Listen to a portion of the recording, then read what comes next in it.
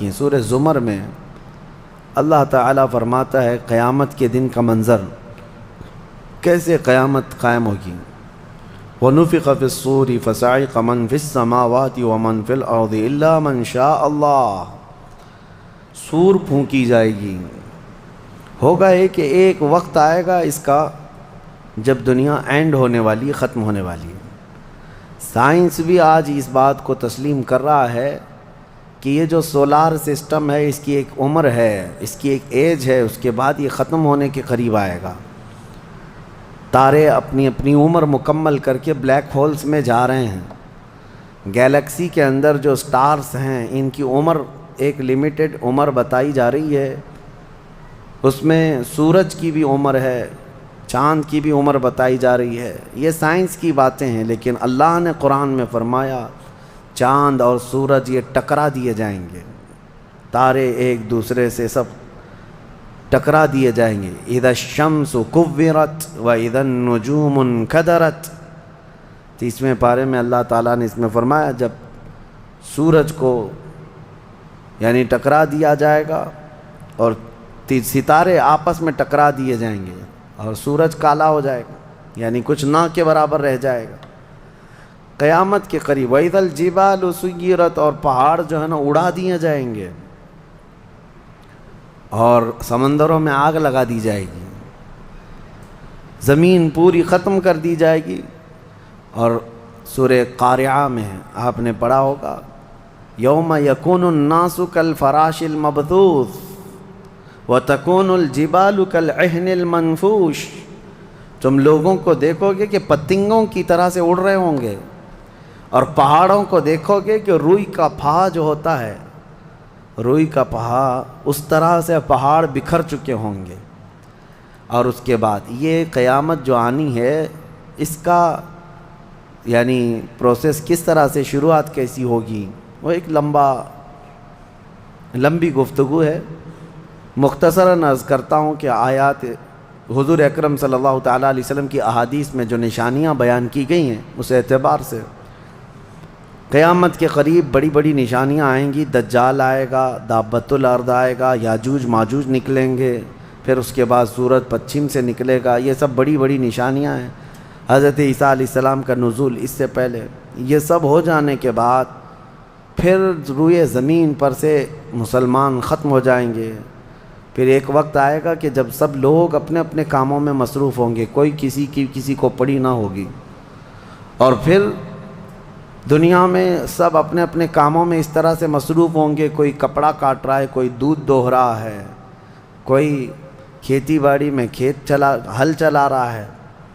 اللہ تعالیٰ قرآن میں فرماتا ہے کہ تم دیکھو گے ان زلزلۃ الساعۃ شیء عظیم یوم ترونھا تذہل کل مرضعۃ عما ارضعت وتضع کل ذات حمل حملھا، اچانک ایک سور کی آواز آئے گی۔ وہی سور آج ہم نے تلاوت میں پڑھا ہے۔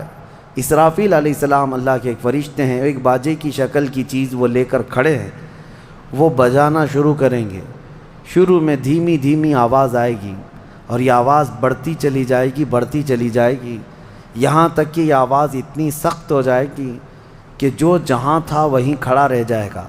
کپڑا کاٹ رہا تھا اس کے ہاتھ سے کینچی گر گئی، جو کھیتی باڑی کر رہا تھا، ہل چلا رہا تھا، وہ وہیں کا وہیں رک جائے گا۔ دودھ دوہنے والا اس کا ہاتھ ویسے ہی رہ جائے گا، یہاں تک کہ حاملہ عورتوں کے پیٹ سے بچہ نکل کر گر جائے گا، جو عورتیں حمل سے ہوں گی۔ اور اس کے بعد پھر ایسی غشی، پھر سب پر موت طاری ہوگی اور زلزلے آئیں گے اور پوری زمین کو ہلا کر کے ختم کر دیا جائے گا۔ یہ قیامت ہے، یہ قیامت ہے۔ سور پھونکنے پر سارے انسان جتنے روئے زمین پر ہیں سب کے سب ختم ہو جائیں گے۔ اس کے بعد اللہ تعالیٰ فرماتا ہے ثم نفخ فیہ اخری، پھر دوسری بار سور پھونکنے کا حکم ہوگا۔ لیکن کیسے؟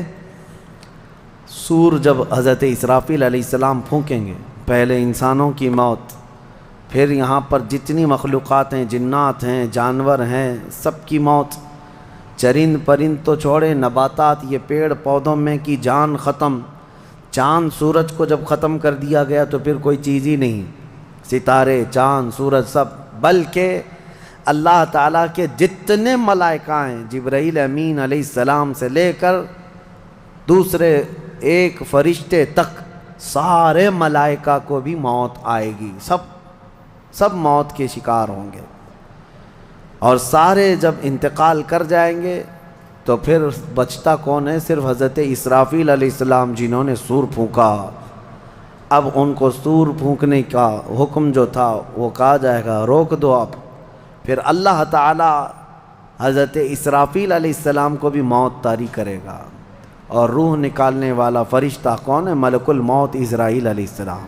اب تک یہ سب کی روح نکال چکے ہوں گے، اور پھر اللہ تعالیٰ اسرائیل علیہ السلام کی بھی روح نکال دے گا۔ اسرائیل جو سب کی روح نکالتے ہیں، ان کو بھی موت ہے، ان کو بھی موت ہے۔ اور پھر ہم نے پڑھا کل شیء ہالک الا وجہہ، ہر شے فنا ہو جائے گی سوائے رب العالمین کے۔ کل من علیہا فان ویبقى وجہ ربک ذو الجلال والاکرام، جو کچھ بھی ہے سب فنا ہو جائے گا، تمہارے رب کی ذات صرف باقی رہے گی، کوئی نہیں باقی رہے گا۔ پھر جب مولا کی مرضی ہوگی، رب تبارک و تعالیٰ دوبارہ اسرافیل علیہ السلام کو اٹھائے گا۔ اسرافیل علیہ السلام دوبارہ اٹھیں گے، اور پھر ان سے کہا جائے گا دوبارہ سور پھونکو، پھر سے پھونکو۔ اب جب دوبارہ حضرت اسرافیل علیہ السلام سور پھونکیں گے تو یہ زندگی کا سور ہے۔ پہلے والا یہ نفخہ اولا اس کو کہتے ہیں، وہ موت کا تھا، اور نفخہ ثانیہ حیات کا ہے، زندگی کا ہے۔ اب رب تعالیٰ نے جو وعدہ فرمایا تھا کہ ہم تمہیں موت کے بعد دوبارہ اٹھائیں گے، یہ وعدہ اس وقت پورا ہوگا۔ اب دوسرے مرتبہ جب سور پھونکنا شروع کرتے ہیں اسرافیل علیہ السلام، کتنے انسان آئے گئے، آدم علیہ السلام سے لے کر قیامت تک سب وہ زمینوں میں جہاں کہیں ہوں گے، کسی کو جلا کر ختم کر دیا گیا ہو، کسی کو جانور کھا گیا ہو، کسی کو پانی میں ختم کر دیا ہو، کسی بھی طرح سے، لیکن مولا تعالیٰ سب کو اٹھانے والا ہے۔ لیکن فرمایا حدیث پاک میں ہے کہ یہ دوسری سور پھونکنے کے بعد سب سے پہلے روئے زمین پر جو اٹھیں گے وہ محمد الرسول اللہ کی ذات۔ میرے آقا صلی اللہ تعالیٰ علیہ وسلم فرماتے ہیں میں اپنی قبر سے اٹھوں گا سب سے پہلے، اور محشر کے میدان کی طرف جو حضور جائیں گے تو فرماتے ہیں حضور صلی اللہ علیہ وسلم اٹھیں گے، ان کے بعد ابو بکر صدیق، ان کے بعد عمر فاروق رضی اللہ تعالیٰ عنہ، پھر ساری کائنات کو اللہ اٹھائے گا۔ اور جب رسول کریم صلی اللہ تعالیٰ علیہ وسلم فرماتے ہیں میں میدان قیامت میں اس حال میں آؤں گا کہ میرا ایک ہاتھ ابو بکر کے کندھے پر ہوگا، دوسرا عمر ابن خطاب کے کندھے پر ہوگا۔